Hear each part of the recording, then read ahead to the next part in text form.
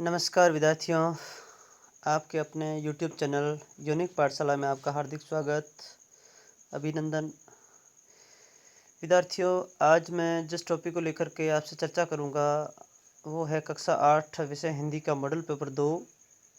और विद्यार्थियों, इससे पहले भी हम चर्चा कर चुके हैं, लेकिन आप सबसे पहले आप हमारे चैनल पर नए हो तो चैनल को सब्सक्राइब जरूर करें, बेल आइकन को दबाएं ताकि नोटिफिकेशन की जानकारी वो आपको तुरंत तक आपके पास तुरंत पहुंच सके।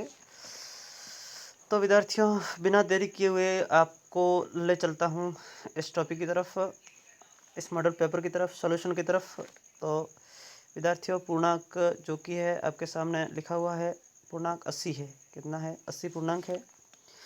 समय आपके सामने 2.5 घंटा। 2.5 घंटे में ये प्रश्न आपको करने होंगे, जितने भी आएंगे वो। विद्यार्थियों, परीक्षार्थियों के लिए जो आवश्यक सामान्य निर्देश दिए गए हैं उसको आप जरूर पढ़ेंगे। पहला निर्देश आपके सामने, परीक्षार्थी जो है वो सर्वप्रथम अपने प्रश्न पत्र पर अपना नामांक अनिवार्य लिखें। नामांक मतलब रोल नंबर जरूर लिखें। सभी प्रश्न करने अनिवार्य है। दूसरा जो लिखा हुआ वो। तीसरा है, प्रत्येक प्रश्न का उत्तर प्रश्न पत्र में प्रश्नों के साथ दिए गए रिक्त स्थान में लिखना है आपको। चौथा है, सभी प्रश्नों के अंक उसके सामने लिखे हुए, तो सामने आपको दिख जाएंगे वैसे। तो विद्यार्थियों देखो, पहला जो प्रश्न है वो आपके सामने है, वस्तुनिष्ठ यानी बहुविकल्पी प्रश्न है। बहुविकल्पी जो प्रश्न है उसमें आप देखोगे, सबसे पहला जो प्रश्न है वो आपके सामने है ये, सभी के लिए स्वास्थ्यवर्धक ऋतु होती है। सब स्वास्थ्यवर्धक ऋतु कौन सी होती है? वसंत होती है, हेमंत होती है, ग्रीष्म होती है या बरसात होती है? तो विद्यार्थियों, इसका सही जो आंसर है वो हमारा होगा वसंत ऋतु। और यहाँ आप जो ये कोष्टक दिख रहा है इसके अंदर आप यूँ अ भर दोगे, यूँ इस तरीके से आपको अ भर देना है। फिर विद्यार्थियों, दूसरा जो प्रश्न है आपके सामने है, यह सबसे कठिन समय नहीं, कविता में संदेश है। कविता में संदेश क्या है? नंबर अ, निराशावादी का संदेश। नंबर 2, लक्ष्य की ओर बढ़ने का संदेश। नंबर 3, अपनत्व का भाव। नंबर 4, प्रेम और सहयोग का। तो इसमें आपका जो सही आंसर होगा वो होगा विद्यार्थियों, लक्ष्य की ओर बढ़ने का। ये वाला आपका सही आंसर होगा, लक्ष्य की ओर बढ़ने का। यहाँ आप ब लिख सकते हैं। क्या लिख सकते हैं विद्यार्थियों? ब। उसके बाद विद्यार्थियों, इसको मैं डिलीट कर देता हूँ एक बार के लिए। उसके बाद विद्यार्थियों, अगला जो प्रश्न है वो है तीसरा। तीसरा प्रश्न ये रहा, पुडुकोट्टई जिला किस प्रदेश में, यानी राज्य कौन सा उसमें ये अवस्थित है, उस राज्य का नाम बताना है आपको। तो पहला है अ केरल, ब में लिखा हुआ आंध्र प्रदेश, स में तमिलनाडु और द में कर्नाटक। तो हमारा सही जो आंसर होगा वो तमिलनाडु होगा। यहाँ आप क्वेश्चन में स लिख सकते हैं। फिर विद्यार्थियों, इसको मैं डिलीट कर देता हूँ एक बार के लिए। फिर चौथा प्रश्न आपके सामने है। चौथा ये रहा, बदलू का पैतृक धंधा बंद हो गया, इसका कारण क्या रहा है? उसके संदर्भ में आपको बताना है।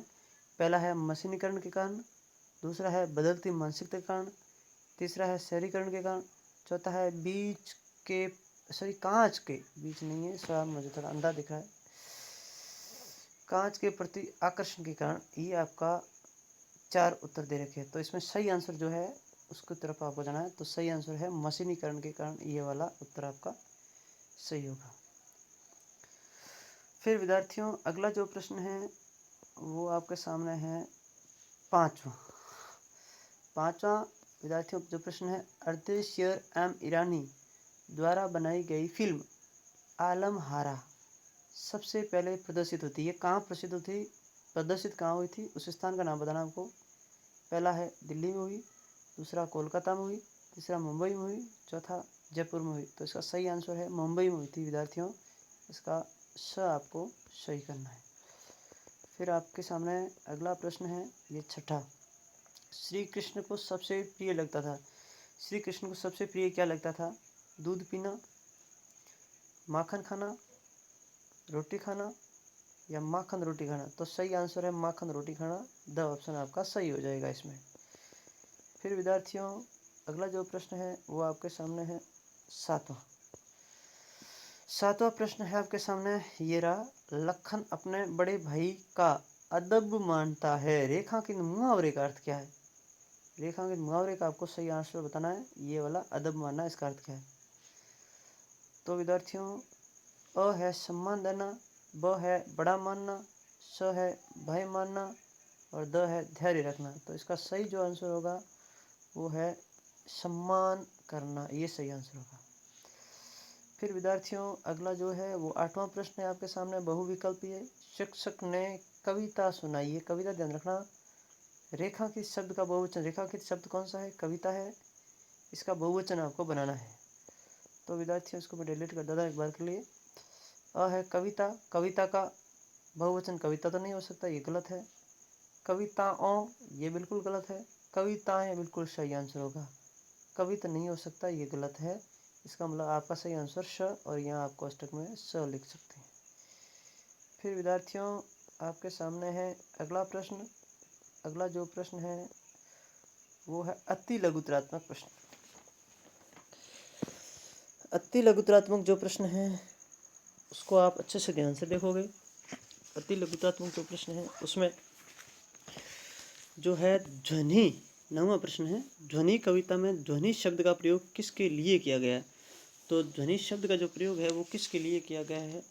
तो अच्छे से ध्यान रखना, इसका प्रयोग है वो अंतर्मन की पुकार के लिए किया गया। इसका उत्तर क्या लिखोगे आप? इस शब्द, इसका लिखोगे, इसका मैं एक बार स्थिर कर देता हूँ इसको। क्या होगा इसका उत्तर? अंतर्मन, अंतर्मन। क्या यह सही है? जी हाँ, ये सही नहीं है, ये गलत है। आपको सही लिखना मैं सिखा रहा हूँ। एक मिनट, अंतर्मन यूँ लिखोगे, अंतर्मन की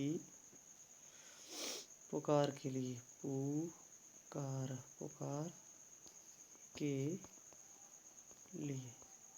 ठीक है, ये आपका सही आंसर है।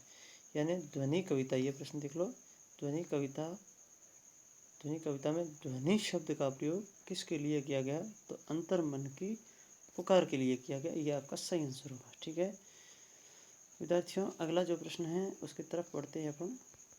अगला प्रश्न आपके सामने है, एक मिनट के लिए मैं आपके सामने लाता हूँ। अगला प्रश्न आपके सामने है, दूसरा PDF में होगा। तो धन्यवाद विद्यार्थियों देखने के लिए चैनल। अगला प्रश्न मैं आपके सामने अगली PDF में लाऊंगा, तब तक के लिए शुक्रिया, धन्यवाद।